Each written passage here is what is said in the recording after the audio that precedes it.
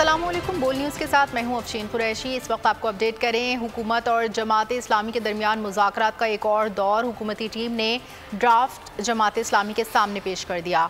मुसवदा पेश करने से पहले 2 मरतबा तरामीम की गई। मीडिया से बातचीत करते हुए लियाकत बलोच ने कहा कि IPPs मुआहदे एक अंधा कुआं है। हुकूमत IPPs के मामले पर अवाम को रिलीफ देने के लिए तैयार नहीं। वज़ीर इत्तलात अता तारड़ ने कहा, जमात इस्लामी से मुस्बत बातचीत हुई, कुछ मामला तहरीरी तौर पर तय हुए। वज़ीर आज़म का एजेंडा है कि हमने बिजली की कीमतें कम करनी हैं। हुकूमत और जमात इस्लामी के दरमियान मुज़ाकरात का एक और दौर हुकूमती टीम ने ड्राफ्ट जमात इस्लामी के सामने पेश कर दिया।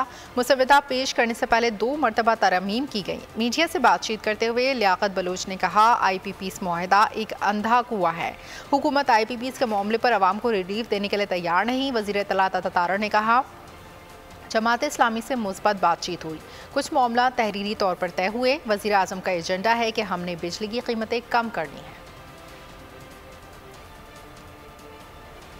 लेबर वीज़ा खलीजी ममालिक का सफ़र करने वालों के लिए खुशखबरी। खलीजी ममालिक की तरफ सफ़र करने वालों को फेडरल एक्साइज ड्यूटी में खुसूसी रियायत। खलीजी ममालिक में काम करने वालों से एयर टिकट पर 5,000 रुपये FED वसूल की जाएगी। नोटिफिकेशन जिन अफराद के पासपोर्ट पर लेबर वीज़ा लगा होगा, ये रियायत उनको हासिल होगी। नोटिफिकेशन सऊदी अरब, मुत्तहदा अरब अमारात, कतर, ओमान, कुवैत, बहरीन का सफ़र लेबर वीज़ा करने वालों को ये सहूलत होगी। मज़ीद तफसीलात जानेंगे बोल न्यूज़ के नुमाइंदा उमर हयात खान से। जी उमर हयात खान। जी बिल्कुल, जो लेबर वीज़ा रखने वाले गल्फ कंट्रीज या खलीजी ममालिक का दौरा करेंगे, अब वहाँ जाएंगे तो उनके लिए ये सहूलत होगी कि उनके एयर टिकट पर जो है सिर्फ 5,000 रुपये फेडरल एक्साइज ड्यूटी जो है वो चार्ज होगी। और अगर इसके अलावा कोई भी शख्स जो है वो सफ़र करेगा तो उसको 1,05,000 रुपये जो है वो अदा करने पड़ेंगे। तो ये सहूलत सिर्फ उन लोगों को दी गई है जो खलीजी ममालिक में मजदूरी के गर्ज से जाते हैं और लेबर वीज़ा जो है वो हासिल करते हैं। सऊदी अरब, ओमान, कतर, कुवैत, बहरीन और इसके अलावा जो मुत्तहदा अरब अमारात है, और वहाँ जाने वालों को लेबर वीज़ा पर ये रियायत दी गई है। जी बहुत शुक्रिया उमर हयात खान। पीपल्स पार्टी रहनुमा इख्तियार बेग कहते हैं, IPPs का मामला PTI हुकूमत में शुरू हुआ था। रिपोर्ट में वाज़े लिखा गया कि करप्शन हुई है। रिपोर्ट में लिखा गया था कि रिकवरी की जाए, लेकिन PTI की हुकूमत ने इस चीज़ को रोक दिया। तो मान है कि IPPs का मामला PTI के वक्त रिपोर्ट में बड़ा वाज़े उन्होंने लिखा है कि इसमें करप्शन हुआ है, इसमें ओवर इनवाइसिंग हुई है, इसमें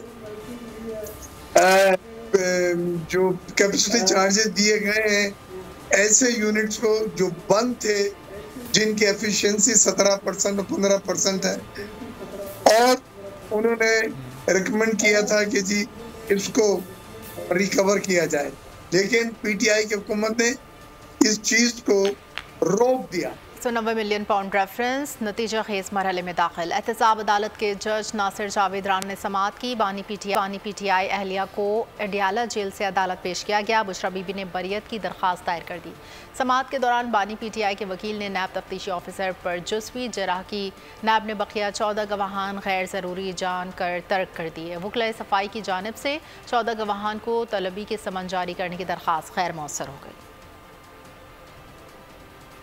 चेयरमैन पैमरा ने सदर मुमलिकत को पैमरा रिपोर्ट 2021-23 पेश कर दी। सदर मुमलिकत ने जाली खबरों, गलत मालूमात के फैलाव की हौसला शिकनी करने की ज़रूरत पर जोर दिया। सदर मुमलिकत का कहना था कि हक़ाइक़ की जांच पड़ताल, मालूमात की तस्दीक, कल्चर फ़रोग़ देना होगा।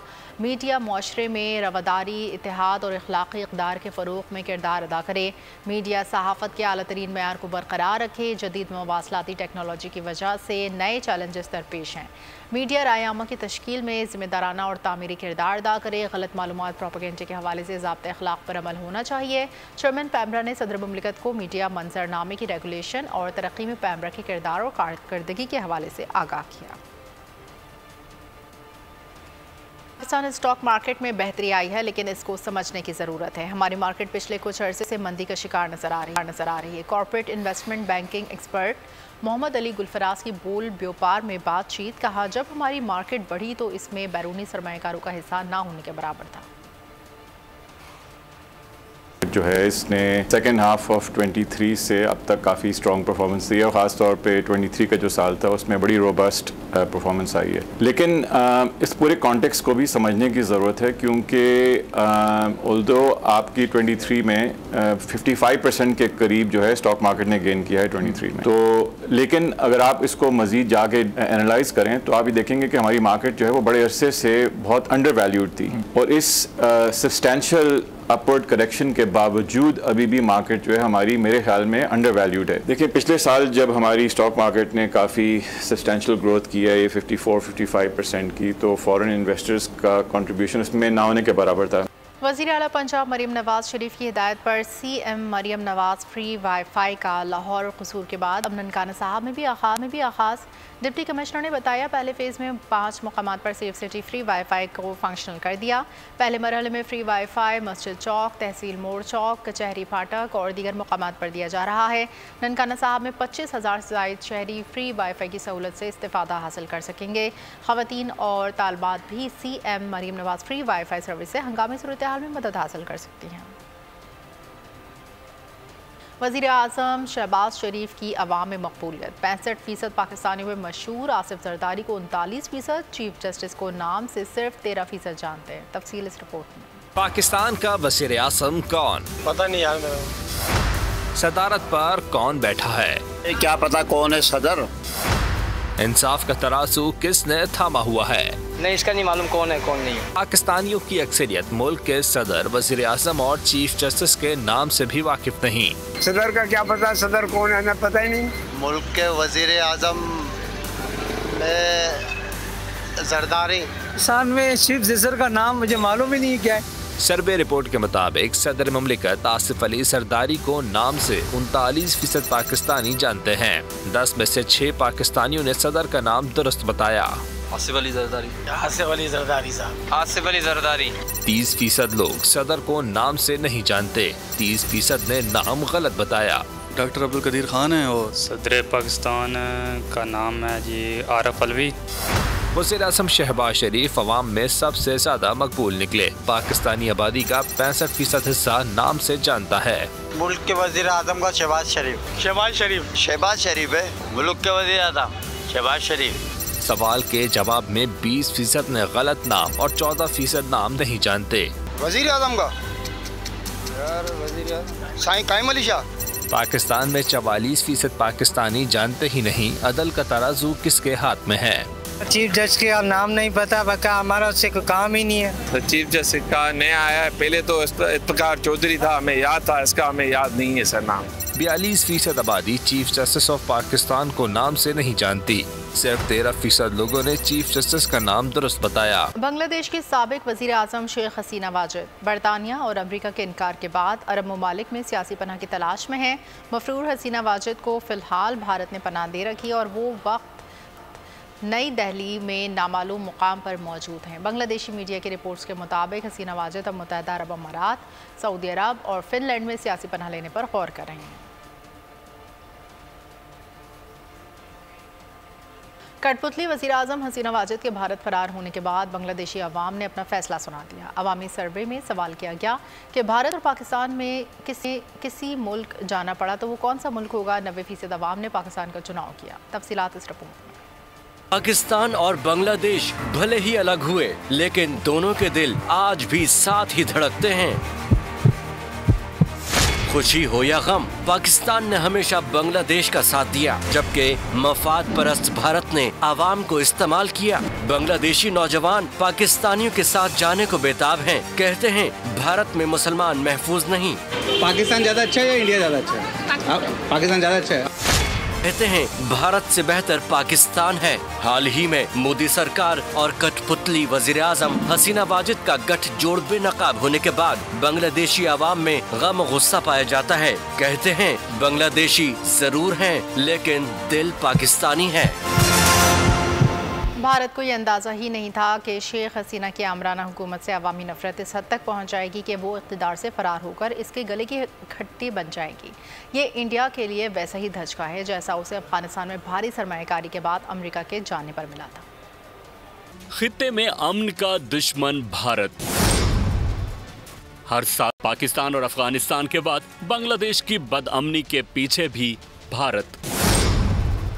अमन से नफरत करने वाला भारत एक बार फिर रुसवा हो गया। बांग्लादेश में शेख हसीना की हुकूमत का खात्मा भारतीय साजिश का भांडा फोड़ गई। अफगानिस्तान में भारी सरमायाकारी के बाद अमेरिका के जाने पर जो धचका भारत को लगा था, ऐसा ही रिप्ले बांग्लादेश में भी नजर आया। जिस तरह इंडिया ने अफगान तालिबान के खिलाफ प्रोपेगेंडा किया, वही तरीका उसने बांग्लादेश और अपोजिशन जमातों के बारे में इख्तियार किया। यही नहीं, इंडिया, अमेरिका, बरतानिया और पूरी दुनिया को ये बावर करवाता रहा है कि अगर अवामी लीग हार गई तो बांग्लादेश इंतहा पसंदों के कब्जे में चला जाएगा। कोलकाता में मुकीम सियासी तज्जियाकार सुबीत बागची कहते हैं कि इंडिया ने बांग्लादेश में अपना सारा दाव शेख हसीना और उनकी पार्टी अवामी लीग पर लगाए रखा, जिसकी वजह से बंगाल अवाम भारत से पहले से ज्यादा बढ़कर नफरत करने लगे। क़याम पाकिस्तान के वक्त जहां लोगों ने हिंदुस्तान से हिजरत करके पाकिस्तान आने वालों की दिल खोलकर मदद की, वहीं धरती माँ की कई ऐसी इमारतें भी हैं जिनके आगोश ने उन्हें पनाह दी। ऐसी ही एक अजीम इमारत का अहवाल बता रहे हैं रावलपिंडी से इसरार खान। पाकिस्तान में ऐसी मुतादिद तारीखी इमारतें मौजूद हैं जिनको हिंदुस्तान से आए महाजरीन के मेज़बानी का शर्फ हासिल हुआ। रावलपिंडी के निरंकारी बाजार में मौजूद एक ऐसी ही इमारत गुरुद्वारा निरंकारी है, जो आज भी अपनी असली हालत में मौजूद है। 6 कनाल पर मुश्तमिल इस वसी व अरीज़ इमारत की तारीख करीब 200 साल पुरानी है। कि पाकिस्तान बनने से पहले तो यहाँ पर गुरुद्वारा ही था। 1957 के दौरान तकरीबन ये स्कूल बन गए यहाँ पर। इस इमारत को शहर में मरकजी हैसियत हासिल थी, इसलिए क़याम पाकिस्तान के वक्त इस गुरुद्वारे को सराय में तब्दील कर दिया गया। हिजरत करके आते सन, ये मुसाफिर खाना सी, इतने ठहरते सन लोग, उन्होंने खिदमत करते सन, खाना पीना ये वो, ये मुसलमान भाई करते सन उन्होंने खिदमत। इस इमारत को 1957 में स्कूल में तब्दील कर दिया गया, लेकिन इसके दरो दीवार आज भी बर्रे सगीर के मुसलमानों की कुर्बानियों का एहसास दिलाते हैं। फॉरेस्ट टाउन इंतज़ामिया की जानिब से मुकामी गोल्फ क्लब में प्लॉट बैलेटिंग की वक़ार तकरीब हुई। शहर की अहम शख्सियात, रियल इस्टेट सेक्टर के लीडर्स और प्लॉट बैलेटिंग में शामिल सार्फिन मौजूद थे। बातचीत करते हुए फॉरेस्ट टाउन के चेयरमैन मलिक शाहज़ेब इशरत ने कंपनी के वादों को पूरा करने के अज़म पर जोर दिया। उन्होंने कहा कि फॉरेस्ट टाउन मौजूद सार्फिन को मुकर्ररा वक्त में रिहायशी प्लॉट्स फराहम करने के लिए कोशा है। उनका मज़ीद कहना था कि सार्फिन का शानदार एतमाद का मुजाहरा इंतहाई खुशाइन है। फॉरेस्ट टाउन के को चेयरमैन मलिक याकूब ने इज़हार तशक्कुर करते हुए कहा कि हम अल्लाह ताला के शुक्रगुजार हैं कि हमें एक ऐसा नया मंसूबा शुरू करने की तौफीक दी जो मुआशरे के तमाम तबक़ात के लिए यकसा काबिल सताइश है। फॉरेस्ट टाउन के CEO राजा मोहम्मद खलील ने कहा कि आज की बैलेटिंग का कामयाब इनेकाद हमारे सार्फिन के ख्वाहिशात का आकास है। इसी के साथ बुलेटिन से फ़िलहाल इतना ही। मज़ीद खबरों और अपडेट्स के लिए आप विजिट कर सकते हैं हमारी वेबसाइट bolnews.com। देखते रहिए। सब्सक्राइब करें और बेल दबाएं ताकि कोई खबर रह न जाए।